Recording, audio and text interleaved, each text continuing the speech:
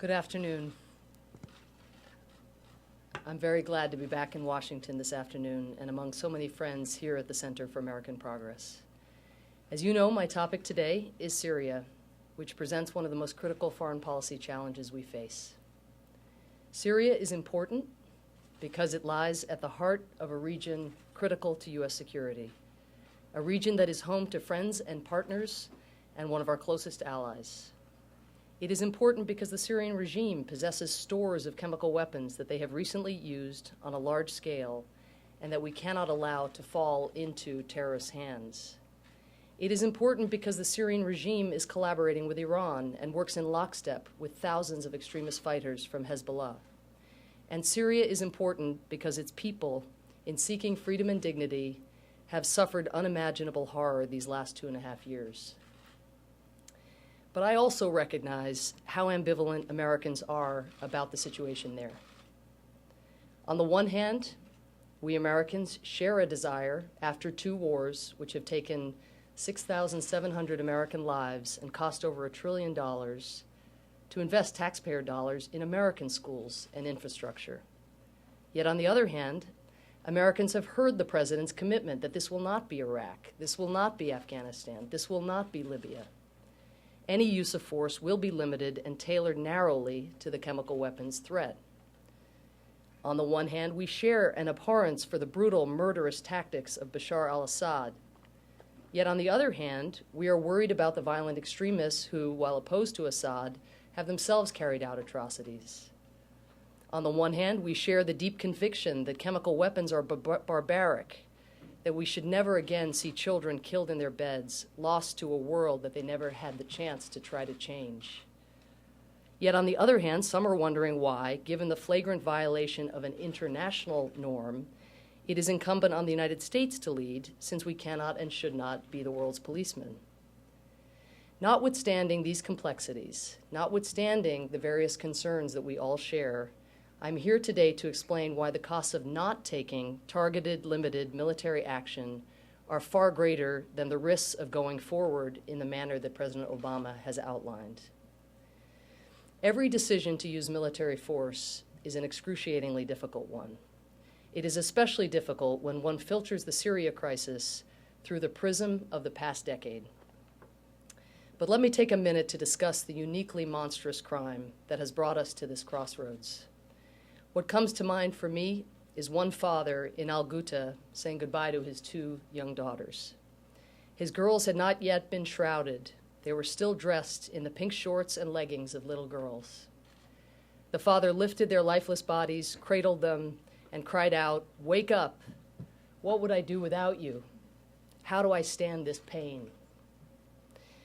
As a parent, I cannot begin to answer his questions. I cannot begin to imagine what it would be like to feel such searing agony. In arguing for limited military action in the wake of this mass casualty chemical weapons atrocity, we are not arguing that Syrian lives are worth protecting only when they are threatened with poison gas. Rather, we are reaffirming what the world has already made plain in laying down its collective judgment on chemical weapons. There is something different about chemical warfare that raises the stakes for the United States and raises the stakes for the world. There are many reasons that governments representing 98% of the world's population, including all 15 members of the UN Security Council, agreed to ban chemical weapons. These weapons kill in the most gruesome possible way. They kill indiscriminately. They are incapable of distinguishing between a child and a rebel. And they have the potential to kill massively. We believe that this one attack in Damascus claimed more than 1,400 lives, far more than even the worst attacks by conventional means in Syria. And we assess that although Assad used more chemical weapons on August 21 than he had before, he has barely put a dent in his enormous stockpile, and the international community has clearly not yet put a dent in his willingness to use them. President Obama, Secretary Kerry, and many members of Congress have spelled out the consequences of failing to meet this threat. If there are more chemical attacks, we will see an inevitable spike in the flow of refugees on top of the already 2 million in the region, possibly pushing Lebanon, Jordan, Turkey, or Iraq past their breaking points. The fourth largest city in Jordan right now is already the Za'atari refugee camp. Half of Syria's refugees are children, and we know what can happen to children who grow to adulthood without hope or opportunity in refugee camps. The camps become fertile recruiting grounds for violent extremists. And beyond Syria, if the violation of a universal agreement to ban chemical weapons is not met with a meaningful response, other regimes will seek to acquire or use them to protect or extend their power, increasing risks to American troops in the future. We cannot afford to signal to North Korea and Iran that the international community is unwilling to act to prevent proliferation or willing to tolerate the use of weapons of mass destruction. If there are no consequences now for breaking the prohibition on chemical weapons, it will be harder to muster an international consensus to ensure that Hezbollah and other terrorist groups are prevented from acquiring or using these weapons themselves. People will draw lessons if the world proves unwilling to enforce the norms against chemical weapons use that we have worked so diligently to construct. And Israel's security is threatened by instability in the region, and its security is enhanced when those who would do it harm know that the United States stands behind its word. That's why we've seen Israel's supporters in the United States come out in support of the president's proposed course of action. These are just some of the risks of inaction. But many Americans and some members of Congress have legitimately focused as well on the risks of action. They have posed a series of important questions, and I would like to use the remainder of my remarks to address a few of them. Some have asked, given our collective war wariness, why we cannot use non-military tools to achieve the same end. My answer to this question is, we have exhausted the alternatives. For more than a year, we have pursued countless policy tools short of military force to try to dissuade Assad from using chemical weapons. We have engaged the Syrians directly, and at our request, the Russians, the UN, and the Iranians sent similar messages. But when Scuds and other horrific weapons didn't quell the Syrian rebellion, Assad began using chemical weapons on a small scale multiple times, as the United States concluded in June. Faced with this growing evidence of several small-scale subsequent attacks, we redoubled our efforts. We backed the UN diplomatic process and tried to get the parties back to the negotiating table, recognizing that a political solution is the best way to reduce all forms of threat. We provided more humanitarian assistance. And on chemical weapons specifically, we assembled and went public with compelling and frightening evidence of the regime's use. We worked with the UN to create a group of inspectors and then worked for more than 6 months to get them access to the country, on the logic that perhaps the presence of an investigative team in the country might deter future attacks. Or, if not, at a minimum, we thought perhaps a shared evidentiary base could convince Russia or Iran, itself a victim of Saddam Hussein's monstrous chemical weapons attacks in 1987, 1988, to cast loose a regime that was gassing its people. We expanded and accelerated our assistance to the Syrian opposition. We supported the UN Commission of Inquiry. Russia, often backed by China, has blocked every relevant action in the Security Council, even mild condemnations of the use of chemical weapons that did not ascribe blame to any particular party. In Assad's cost-benefit calculus, he must have weighed the military benefits of using this hideous weapon against the recognition that he could get away with it because Russia would have Syria's back in the Security Council. And on August 21, he staged the largest chemical weapons attack in a quarter century while UN inspectors were sitting on the other side of town. It is only after the United States pursued these non-military options without achieving the desired result of deterring chemical weapons use that the president concluded that a limited military strike is the only way to prevent Assad from employing chemical weapons as if they are a conventional weapon of war. I am here today because I believe, and President Obama believes, that those of us who are arguing for the limited use of force must justify our position, accepting responsibility for the risks and potential consequences of action. When one considers pursuing non-military measures, we must similarly address the risks inherent in those approaches. At this stage, the diplomatic process is stalled because one side has just been gassed on a massive scale, and the other side so far feels it has gotten away with it. What would words in the form of belated diplomatic condemnation achieve? What could the International Criminal Court really do, even if Russia or China were to allow a referral? Would a drawn-out legal process really affect the immediate calculus of Assad and those who ordered chemical weapons attacks? We could try again to pursue economic sanctions, but even if Russia budged, would more asset freezes, travel bans, and banking restrictions convince Assad not to use chemical weapons again when he has a pipeline to the resources of Hezbollah and Iran? Does anybody really believe that deploying the same approaches we have tried for the last year will suddenly be effective? Of course, this isn't the only legitimate question being raised. People are asking, shouldn't the United States work through the Security Council on an issue that so clearly implicates international peace and security? The answer is, of course, yes. We could if we would, we would if we could, but we can't. Every day for the 2.5 years of the Syrian conflict, we have shown how seriously we take the UN Security Council and our obligations to enforce international peace and security. Since 2011, Russia and China have vetoed 3 separate Security Council resolutions condemning the Syrian regime's violence or promoting a political solution to the conflict. This year alone, Russia has blocked at least 3 statements expressing humanitarian concern and calling for humanitarian access to besieged cities in Syria. And in the past 2 months, Russia has blocked 2 resolutions condemning the generic use of chemical weapons and 2 press statements expressing concern about their use. We believe that more than 1,400 people were killed in Damascus on August 21, and the Security Council could not even agree to put out a press statement expressing its disapproval. The international system that was founded in 1945, a system we designed specifically to respond to the kinds of horrors we saw play out in World War II, has not lived up to its promise or its responsibilities in the case of Syria. And it is naive to think that Russia is on the verge of changing its position and allowing the UN Security Council to assume its rightful role as the enforcer of international peace and security.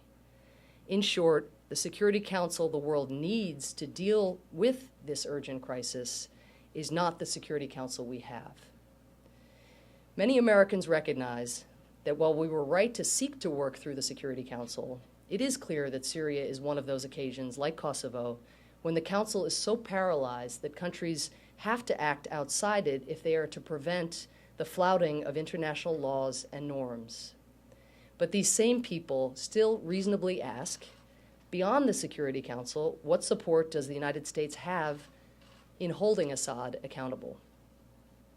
While the United States possesses unique capabilities to carry out a swift, limited, and proportionate strike so as to prevent and deter future use of chemical weapons, countries around the world have joined us in supporting decisive action.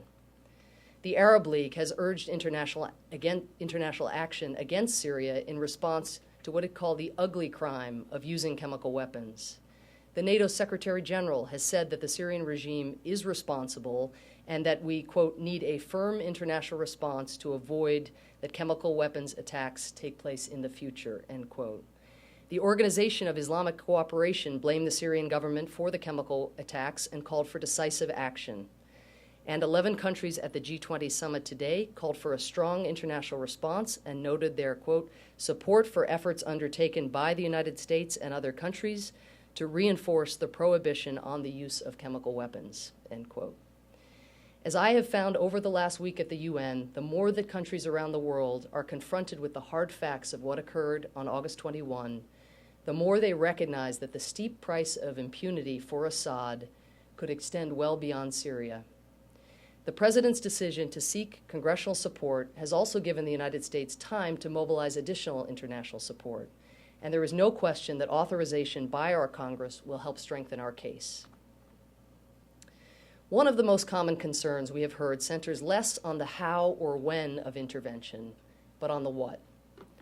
Some Americans are asking, how can we be sure that the United States will avoid a slippery slope that would lead to full-scale war with Syria? On the other hand, others are asking, if the U.S. action is limited, how will that have the desired effect on Assad? And these are good and important questions. The United States cannot police every crisis any more than we can shelter every refugee.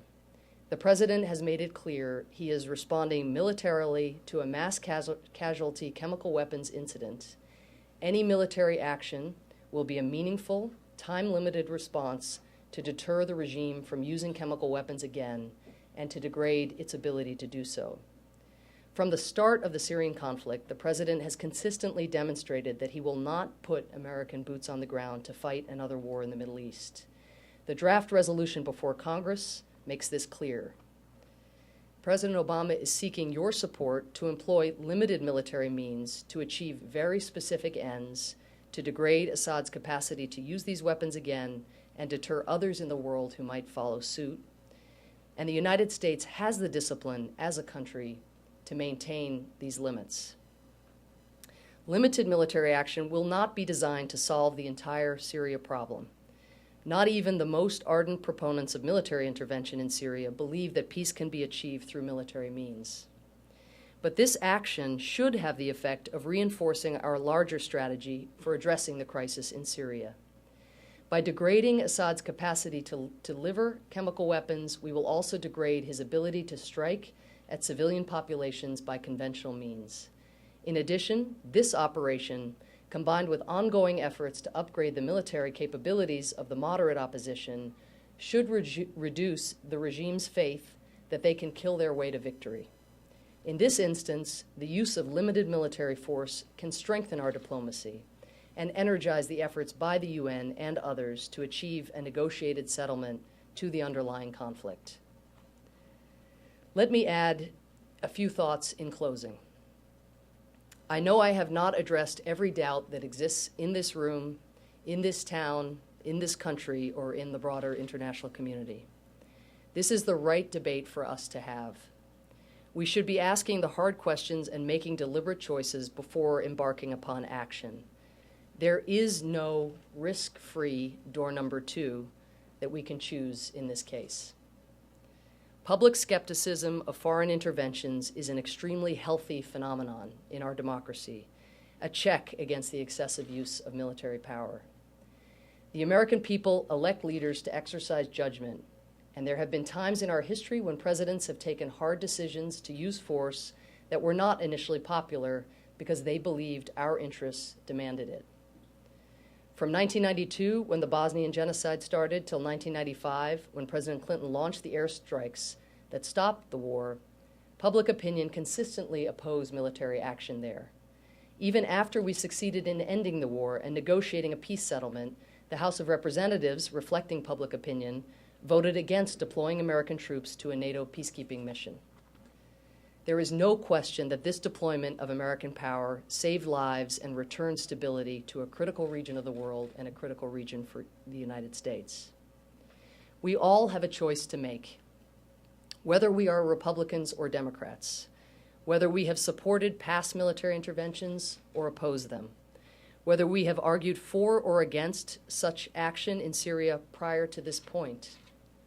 We should agree that there are lines in this world that cannot be crossed, and limits on murderous behavior, especially with weapons of mass destruction, that must be enforced. If we cannot summon the courage to act when the evidence is clear and when the action being contemplated is limited, then our ability to lead in the world is compromised. The alternative is to give a green light to outrages that will threaten our security and haunt our conscience, outrages that will eventually compel us to use force anyway down the line at far greater risk and cost to our own citizens. If the last century teaches us anything, it is this. Thank you so much.